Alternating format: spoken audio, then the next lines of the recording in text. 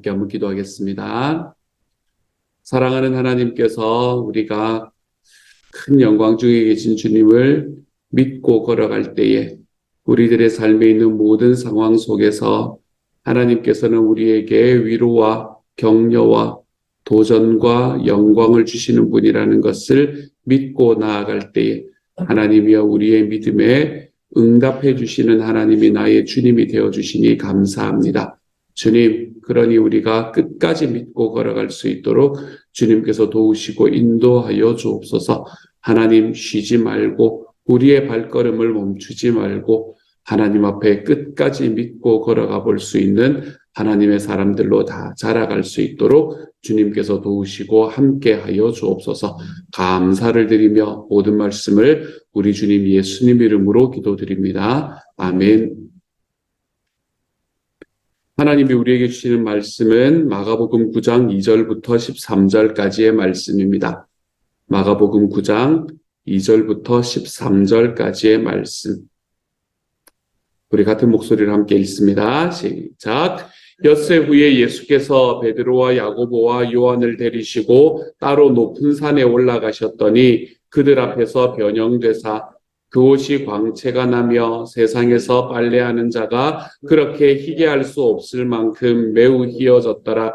이에 엘리야가 모세와 함께 그들에게 나타나 예수와 더불어 말하거늘 베드로가 예수께 고하되 랍비여 우리가 여기 있는 것이 좋사오니 우리가 초막 셋을 짓되 하나는 주를 위하여 하나는 모세를 위하여 하나는 엘리야를 위하여 하사이다 하니 이는 그들이 몹시 무서워하므로 그가 무슨 말을 할지 알지 못함이더라.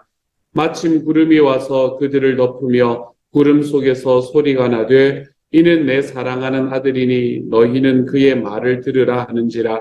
문득 둘러보니 아무도 보이지 아니하고 오직 예수와 자기들 뿐이었더라. 그들이 산에서 내려올 때에 예수께서 경고하시되 인자가 죽은 자 가운데서 살아날 때까지는 본 것을 아무에게도 이르지 말라 하시니 그들이 이 말씀을 마음에 두며 서로 문의하되 죽은 자 가운데서 살아나는 것이 무엇일까 하고 이에 예수께 묻자와 이르되 어찌하여 서기관들이 엘리야가 먼저 와야 하리라 하나이까. 이르시되 엘리야가 과연 먼저 와서 모든 것을 회복하거니와 어찌 인자에 대하여 기록하기를 많은 고난을 받고 멸시를 당하리라 하였느냐. 그러나 내가 너희에게 이르노니 엘리야가 왔으되 기록된 바와 같이 사람들이 함부로 대우하였느니라 하시니라. 아멘. 제자들에게 십자가의 죽음, 자기가 어떻게 이 땅을 살아가고 어떻게 사람들의 죄를 용서할 것인가라는 것을 이제는 명확하게 이야기하신 예수님께서는 자기의 십자가의 죽음과 고난을 이야기하심과 동시에 이제는 자기의 영광스러움을 제자들에게 보여주십니다. 오늘의 말씀은 소위 말하는 변화산상의 이야기입니다. 이 말씀 속에서 예수님께서는 모세와 엘리야와 함께 이야기하시는 모습을 우리에게 그리고 제자들에게 보여지고 있지요. 모세와 엘리야, 그러면 우리나라로 보면 세종대왕과 이순신 장군 정도 될까요? 이 세종대왕과 이순신 장군 되는 이런 분들이 나타나서 예수님과 대화하는 이야기를 이 장면을 보여주게 됩니다. 그런데 이들은 이렇게 위인을 대표하는 것에서 한 걸음 더 나아가는 사람들이었습니다. 모세는 신명기에서 하나님께서 자기 이후에 선지자 하나를 다시 이 땅에 세우실 것인데 너희가 그의 말을 들으라 라는 이야기를 우리에게 전해주고 있습니다. 그리고 말라기 4장 5절에는 하나님께서 마지막에 크고 두려운 날이 오기 전에 하나님의 엘리야를 보내시겠다라는 예언이 있습니다. 그러니까 이 사람들은 그냥 위인이라기보다는 예수님께서 이 땅의 메시아가 되시는 분이십니다 라고 이야기하는 것을 더 강하게 보여주는 사람들이었습니다. 모세도 이후에 나올 선지자, 그 사람이 예수님이라는 걸 보여주고 있고, 그리고 하나님께서 이 땅에 세우실 엘리야도 예수님이라는 것을 보여주고 있는 거지요.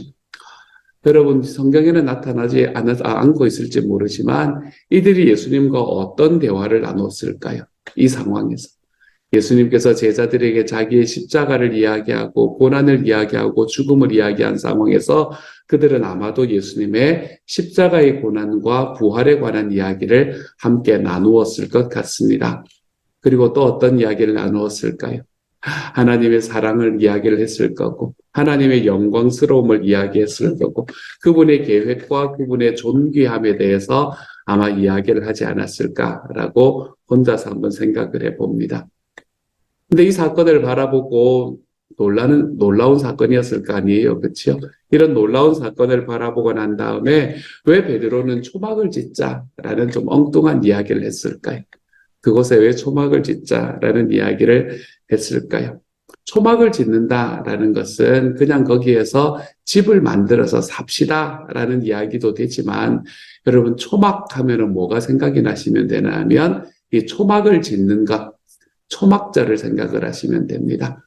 그리고 초막절은 무엇을 기념하는 날인가 하면 이스라엘이 출애굽했던 것을 기억하기 위해서 하는 행동이 바로 초막절입니다.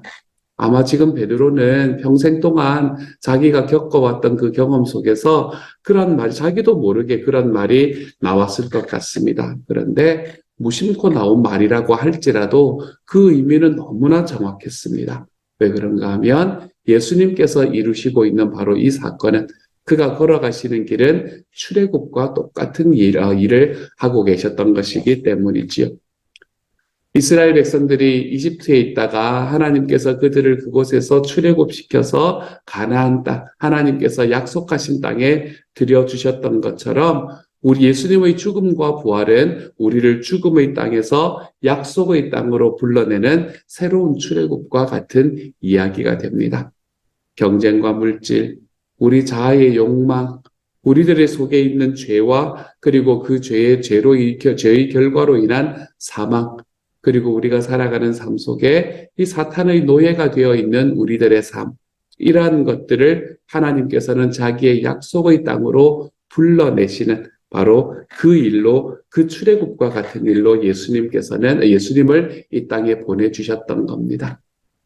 그런데 여러분, 출애굽이 있고 난 다음에 어떤 일이 일어났는가라는 걸 반드시 좀 기억하시기를 바랍니다. 이스라엘 백성들이 출애굽을 하면 이집트라는 곳에서 나오게 되면 이제는 모든 것들이 다 해결될 거라고 어떤 사람들은 생각을 했을지도 모릅니다. 하지만 여러분, 이스라엘 백성들이 출애굽하고 난 이후에 처음으로 만난 것은 홍해였습니다. 그곳을 어떻게 건너가야 할까? 이곳에서 우리가 죽는 것은 아닐까라는 걸 고민해야만 했던 홍해. 그 홍해를 지나가는 것을 경험하고 났더니 그 뒤에는 광야의 길이 놓여져 있었습니다. 그 광야의 길들 속에서 먹을 것도 없고 입을 것도 없는 그곳에서 항상 목이 말라야 하는 그 광야의 길을 지나야만 했었습니다. 이들의 삶의 광야길은 자기의 인생이 끝날 때까지 40년의 시간이 그곳에서 걸렸던 것을 우리는 성경에서 바라볼 수 있습니다. 이들에게 출애굽을 한 이들에게 하나님께서 광야를 허락하시고 고난을 허락하셨던 것처럼 예수님으로 인한 출애굽을 경험한 우리에게도 고난이 있을 것입니다. 우리에게도 홍해가 있을 것이고 우리에게도 광야가 있을 겁니다. 그렇지만 사랑하는 여러분, 기억하십시오. 그 길의 끝에는 약속의 땅이 있다는 것을 반드시 기억하실 수 있기를 소망합니다. 우리가 걸어가는 고난의 길의 끝에는 하나님께서 베풀어 주시는 약속의 땅이 있다는 것을 반드시 기억할 수 있기를 소망합니다. 그리고 그 약속의 땅 속에서 그 약속의 땅을 향해서 걸어가는 그 모든 광야길에서 하나님께서 함께 계시다는 사실을 또한 기억하며 걸어갈 수 있기를 소망합니다. 여러분은 혼자가 아닙니다, 여러분. 우리가 걸어가는 우리의 신앙의 길은 하나님과 함께 걸어가는 우리의 인생의 길은 여러분 절대로 혼자서 걷는 길이 아닙니다. 예수님께서 내가 너희와 항상 함께 할 것이다, 있어줄 것이다 라고 이야기했던 그 약속이 이루어지는 길이고 하늘에서 천국에서 우리를 바라보며 구름같이 허다한 증인들이 우리들의 삶을 응원하고 있는 바로 그 응원 소리가 가득한 곳, 그곳이 바로 우리가 살아가는 바로 우리의 인생이 될 것입니다. 사랑하는 여러분, 우리의 출애굽은 고난이 있다고 하더라도 그 고난 속에서 주님께서 나와 함께 하시는 고난이기 때문에 우리는 그 길을 걸어 결국에는 약속의 땅에 이를 것을 끝까지 믿으며 걸어가 볼 수 있는 저와 여러분이 될 수 있기를 우리 주님의 이름으로 축복합니다. 그러니 포기하지 마십시오, 여러분. 하나님께서 하나님 앞으로 걸어가고 우리 주님의 사명을 쫓아가는 바로 그 일에 결단코 포기하지 않고 하나님 앞에 한 걸음씩 걸어가는 저와 여러분이 되어갈 수 있기를 소망합니다. 제2의 출애굽을 이끄시는 우리 주님께서 우리를 죄와 사망의 법에서 끌어내어 주셔서 하나님의 영생의 법, 우리 주님께서 우리에게 베풀어 주신 천국으로 이끌어 주시는 바로 그 길을 우리가 걷고 있음을 기억하고 우리의 삶에 있는 고난은 나의 삶에 있는 나의 신앙을 성숙시키는 하나의 도구일 뿐이다 라고 내 하나님 앞에 늘 고백하며 그 고난 속에서 우리 주님께서 나를 어떻게 사랑하시며 주님께서 나를 어떻게 인도하고 계시는지, 나는 그 고난 속에서 어떻게 주님의 약속의 땅으로 이끌어져 가고 있는지를 우리의 삶에서 기억하고 걸어가 볼 줄 아는 하나님의 사람이 되셔서 지금 우리의 삶에 있는 여러분의 고난 속에서 우리 주님의 영광스러움을 사랑하는 여러분 경험하며 걸어가 볼 수 있는 하나님의 사람들이 다 되어갈 수 있기를 우리 주님의 이름으로 축복합니다. 이렇게 세종대왕과 이순신 장군 같았던 이런 그분들을 넘어서 있는 이 모세와 엘리야와 함께 이야기를 하셨던 예수님께서는 끝나고 난 다음에 그 이야기가 끝나고 난 다음에 제자들과 대화하는 이야기를 오늘의 말씀의 후반부에서 우리에게 말해주고 있습니다.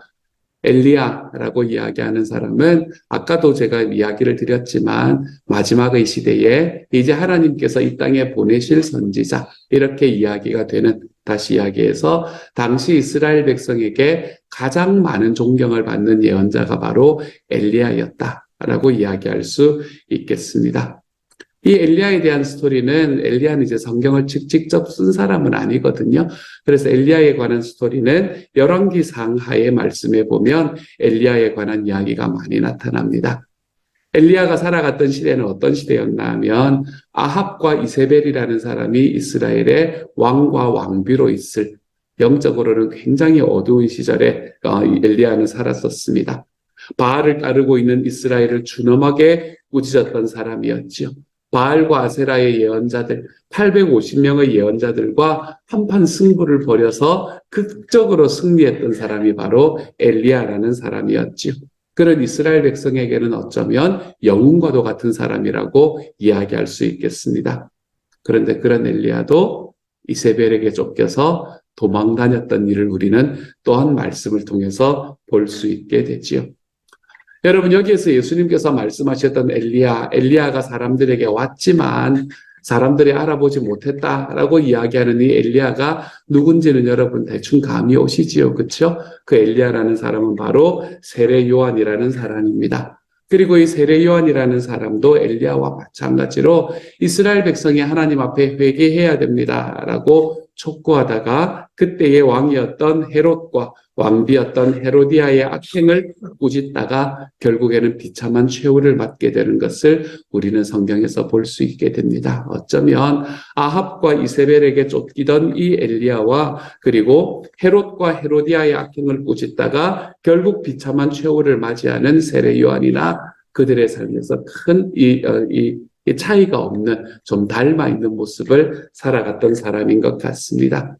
이렇게 엘리야와 세례 요한이 이 고난을 받았던 것처럼 예수님께서는 자기 자신도 고난과 멸시를 받을 것이다 라고 우리에게 이야기를 해주고 있습니다.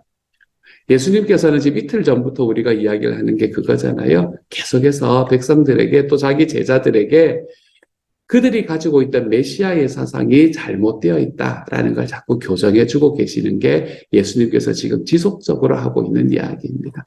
그들이 기다리고 있던 정치적이고 군사적인 메시아, 그들이 기다리고 있던 자기의 삶에서 날마다 먹을 것을 제공해 주시는 그런 경제적인 메시아, 이런 것들을 제자들이 기대하지 않도록 그들이 잘못된 승리주의, 엘리야를 사람들이 좋아했던 이유가 그거이지 않겠습니까? 그렇죠? 850명의 예언자들과 혼자 싸워서 승리했다. 이것이 백성들이 엘리야를 좋아했던 이유 아니겠습니까? 잘못된 승리주의, 결과로 모든 것을 판단하는 그 상황에 도취되지 않도록. 그리고 예수님은 계속해서 그들이 받았던 그들이 받았던 영광 이전에 고난이 있었음을, 또한 하나님께서 우리에게 주신 이 제자들에게 주시는 영광 이전에는 멸시가 있어야 함을, 이 말씀을 읽는 우리의 영광 앞에는 천대가 있어야 함을 주님께서는 계속해서 이야기를 해주고 있는 겁니다. 우리의 영광 전에 우리는 고난을 겪어야 하는 거지요. 사랑하는 여러분, 이때 당시의 제자들은 이 의미가 뭔지를 전혀 알지 못했습니다. 그렇기 때문에 제자들은 끊임없이 이 이야기가 들려지고 난 이후에도 뭘 가지고 싸우나 하면, 내가 더 높은 곳에 올라간다, 내가 더 영광스러운 자리에 올라간다, 이런 것으로 계속해서 싸우는 제자들의 모습들을 우리는 볼 수 있게 되는 거지요. 제자들이 이해를 못했다. 그래서 혀를 끌끌끌끌 차는 우리이긴 하지만, 사랑하는 여러분, 저와 여러분은 어떤가요? 저와 여러분은 그 사실을 잘 알고 있는 사람들입니까? 우리들의 삶에서 하나님의 영광스러움에 비하면, 주님께서 나에게 주실 장래의 영광에 비하면 지금 당장 받는 고난이 아무것도 아닌 것을 내가 주님 앞에 확신합니다 라고 이야기하며 걸어가는 삶을 좀 살아가고 계십니까? 우리의 삶에 있는 고난을 못 참고, 우리의 삶에 있는 멸시들을 못 참고 항상 발을 떨고 발끈하며 살아가는 저와 여러분은 아닌가요? 내가 어떤 사람인데 나를 뭘로 보고, 이런 이야기가 우리들의 입술에서 늘이라고 이야기하지는 마십시다. 자주 나오면서 살아가고 있는 그런 사람들은 아닌가요? 우리 교회 바깥에 계시는 분들, 우리가 섬기는 VIP 분들이 요즘에 왜 교회를 보면서 얼마나 많은 사람들이 판단을 하고 비판을 합니까? 그렇죠? 그런 판단하고 비판하는 것, 정당한 비판에도 발끈하고 우리의 삶에서 그것에 대해서 우기고, 또한 우리의 힘을 동원해서 그들의 입을 막아버리려고 하고 살아가고 있지는 않습니까? 이것은 우리 개인적으로 일어나는 일이라기보다는 저는 한국교회를 바라보면서 참 마음이 많이 아프고 어려운 부분이 바로 이 부분입니다. 힘을 동원해서 사람들의 입을 막아버리려는 그런 길로 걸어가고 있지는 않습니까? 제가 예전에도 한번 말씀을 드렸지만, 지금 한국에 있는 저희 친구 중에 하나, 이 이야기가 한국에 있는 주류 교회 속에서 일어나는 이야기를 들으면서 제가 참 마음이 아팠었는데, 한국에 있는 주류 교회, 큰 교회들에 계시는 목사님들이 모이면 어떤 이야기를 하냐면, 기독교인 대통령을 세워야 된다, 자꾸 이런 이야기만 한다는 겁니다. 여러분, 우리는 기독교인 대통령을 얼마나 많이 경험하며 살았습니까? 그 이유는 뭔가 하면, 그래야 우리가 안 밀린다, 이런 이야기를 하신다는 겁니다. 제가 마음이 얼마나 아픈지 모릅니다. 그리스도인 대통령을 세우는 건 너무 중요한 일이지요.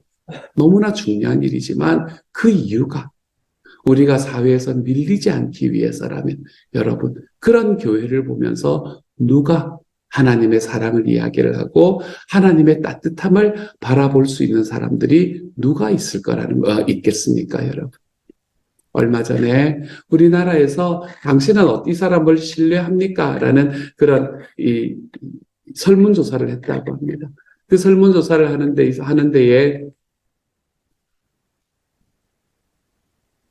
종교인, 그냥 그래도 기독교인이 아닌 게 너무나 감사했었어요. 종교인이라고 이야기를 붙인 사람들을 신뢰합니까? 라는 이야기가 30% 초반에 머물렀다는 이야기를 들었습니다. 대한민국에서 지금 그리스도인들이 서 있는 자리가 이런 자리구나라는 것을 다시 한번 바라볼 수 있게 되었었지요. 힘으로 그들의 입을 막으려고 한다거나, 우리들의 삶에서 정당한 것은 물론 변명을 해야 되겠지요. 그렇죠? 하지만 그런 것들을 견딜 수 없어 하는 그런 마음을 가지고 있는 것은 아닌지 다시 한번 돌아봅니다. 여러분, 우리들의 삶은 고난 없는 영광을 추구하고 있지는 않은가요? 우리의 삶의 영광스러움은 맛보고 싶은데 고난은 맛보고 싶지 않은 삶을 살아가고 있지는 않은가요? 이렇게 말하면 너무 거창한 것 같아서 여러분, 이렇게 말을 바꾸어 보면 어떻습니까? 우리의 삶의 사역의 열매는 맺고 싶은데 섬김은 하기 싫은 그런 삶을 살고 있지는 않은가요? 섬기기는 싫은데 사역의 열매는 맺고 싶은 삶. 여러분, 이러한 삶을 우리는 지금 살아가고 있지는 않습니까? 오늘 하루 살아가면서 여러분, 우리의 삶을 살아가면서 가끔이라도 억울하더라도 좀 참는 연습을 해보며 살아가는 저와 여러분이 되어갈 수 있기를 소망합니다. 영광스러움 앞에는 반드시 고난이 있어야 함을 여러분 좀 기억하고 걸어갈 줄 아는 하나님의 사람이 되기를 소망합니다. 억울한 일이 있어도 내가 좀 이길 수 있는 그런 상황이 되어도 좀 져주는 연습을 하면서 살아갈 줄 아는 하나님의 사람이 되어가기를 소망합니다. 성경에 기록된 대로 묵묵히 고난을 받으신 예수님을 좀 생각하며 살아보는 오늘 하루가 되어가시기를 소망합니다. 그래서 우리의 고난은 우리 주님께서 십자가 이후에 우리에게 보여주셨던 부활로 나아가는 길이라는 것을 기억하며 우리의 삶에 고난이 있은 후에야 하나님의 영광이 있다는 것을 기억하고 또한 주님께서 우리에게 베풀어 주시는 그 영광스러움은 내가 지금 당하는 고난과는 비교할 수 없는 일이라는 것을 우리의 삶 속에 확신하며 우리의 삶을 우리 주님이 주시는 그 고난의 길을 담대함으로 뚜벅뚜벅 걸어가 보는 오늘 하루가 되어갈 수 있기를 우리 주님의 이름으로 축복합니다. 억울해도 좀 참는 연습을 하십시다. 이길 수 있어도 좀 져주는 연습을 하며 살아가는 오늘 하루가 되어가시기를 우리 주님의 이름으로 축복합니다. 함께 한번 기도하도록 하지요. 사랑하는 하나님, 힘으로 밀리면 안 된다. 주님, 이런 생각을 하며 살아가고 있지는 않습니까? 사랑하는 주님, 억울함은 내 삶에 단 하나도 가지고 있지 않고 내가 언제나 이겨 먹어야 마음이 편안한 삶을 살아가고 있지는 않습니까? 사랑하는 주님, 좀 억울해도 참는 연습을 해볼 수 있게 하여 주십시오. 사랑하는 하나님, 좀 이길 수 있어도 져주는 연습을 하며 살아가는 사람이 되게 하여 주십시오. 출애굽시키신 예수님의 삶이 우리들 앞에 있지만 출애굽 이후의 백성들에게 고난이 왔다라는 걸 기억하게 하여 주시고 고난 속에서도 우리와 함께 계시는 주님을 감사하며 걸어가게 하여 주시고 고난 속에서 나의 오늘의 이 고난이 장차 나에게 주실 주님의 영광과 비교하면 아무것도 아니라는 것을 나는 확신합니다. 하나님, 이 말씀에 대한 믿음을 끝까지 믿으며 걸어가 볼 수 있는 하나님의 사람이 되게 하여 주셔서 좀 억울해도 참을 수 있는 연습을 하게 하여 주옵소서. 이길 수 있어도 주님 좀 져줄 수 있는 연습을 하며 살아가는 오늘 하루가 되도록 주여 도와주옵소서. 모든 말씀 우리 주님 예수님 이름으로 기도드립니다. 아멘. 하늘에 계신 우리 아버지, 아버지의 이름을 거룩하게 하시며 아버지의 나라가 오게 하시며 아버지의 뜻이 하늘에서와 같이 땅에서도 이루어지게 하소서. 오늘 우리에게 일용할 양식을 주시고 우리가 우리에게 잘못한 사람을 용서하여 준 것 같이 우리 죄를 용서하여 주시고 우리를 시험에 빠지지 않게 하시고 악에서 구하소서. 나라와 권능과 영광이 영원히 아버지의 것입니다. 아멘.